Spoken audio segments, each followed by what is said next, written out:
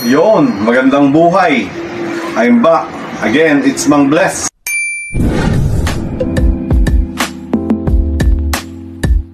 Para sa Real Talks.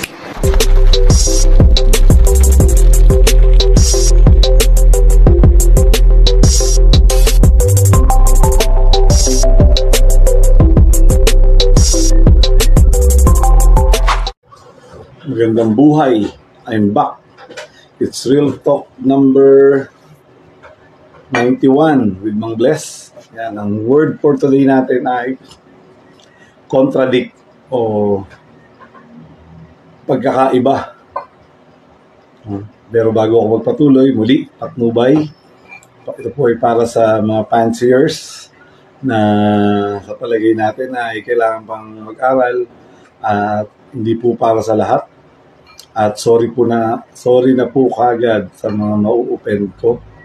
Kasi sabi ko nga po ito sa title pa lang ay contradict na. Yan.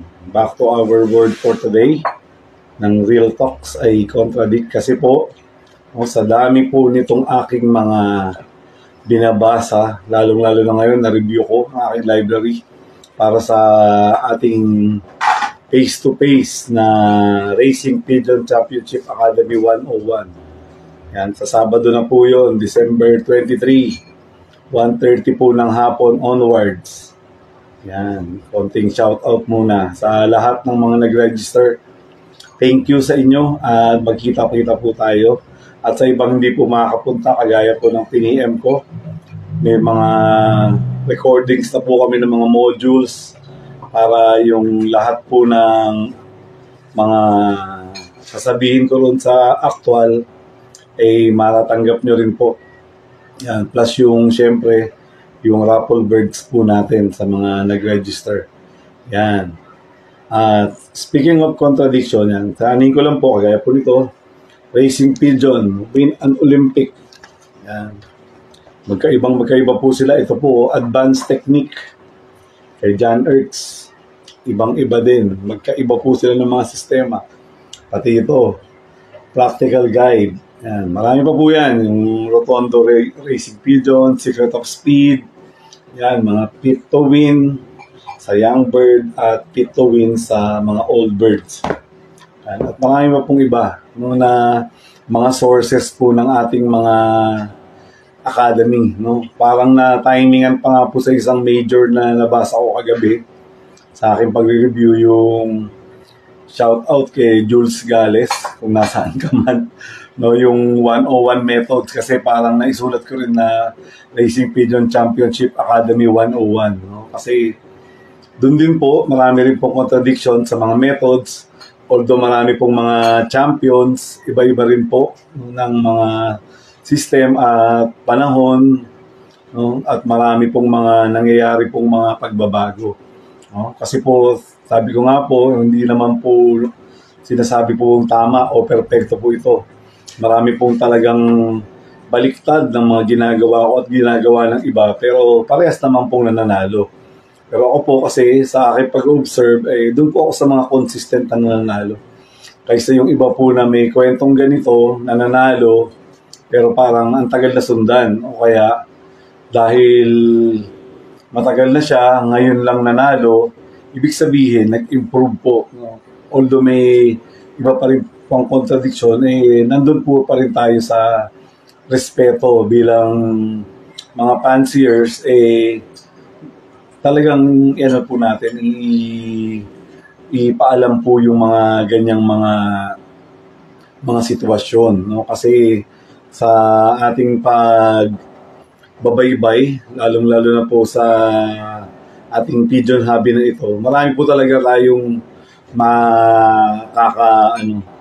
makaka-arguments, no? Kasi may kanya-kanya nga po, kagaya nga po nitong contradiction na po na ito, marami po yung ibang alam na effective. Meron din po yung iba, kabaliktaran nung sinasabi niya, pero nanalo rin naman, no? Effective din naman. Hindi naman siguro ano po yun, no? Yung diversion, no? Na nililigaw, pero minsan yun talaga yung methods, no?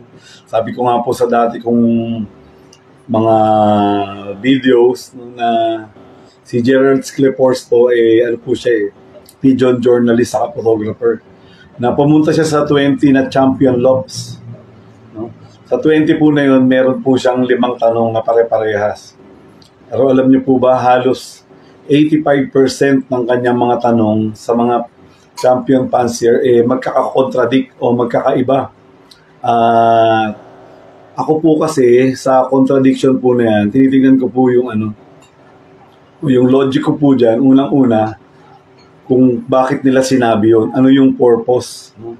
Kung bakit, kagaya ng ganitong gamot, ano yung purpose nitong gamot, o ganito yung gagawin, bakit kung kailangan gawin yan. Hindi lang ako blind follower na sunod lang na sunod. Basta gawin mo yan, ako bahala, yung pong mga gano'n. Kailangan curious tayo lagi, no?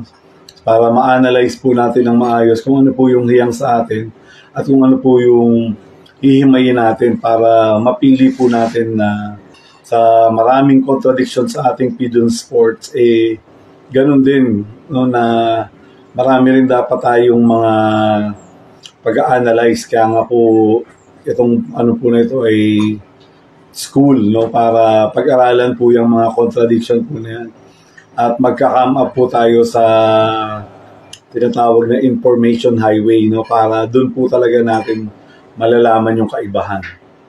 Isa pa, pero din sa buhay-buhay, marami po talagang literal na mga contradiction sa ating mga mahal sa buhay, diba?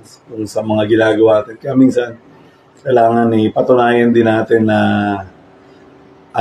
na balance o kaya pantay-pantay at hindi kasi sinasabi ng iba pag kumontra mamalasin. Wala naman pong ganun na malas. Talagang minsan may mga talagang nakalaan kung para sa kanila at yung mga pinaghirapan nila ay talagang harvestin din nila yan.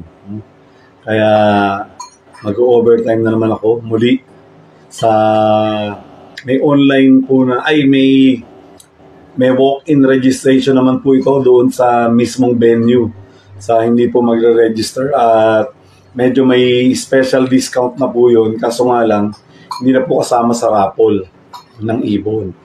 Kaya magkita-kita pa rin po tayo. Sabi ko nga po, baka mamaya mag-upload po ulit ako dahil pupush ko po ito na makapag-meet ng 100 na real stocks bago po mag-start yung ating academy. At dahil dyan, peace. Thank you.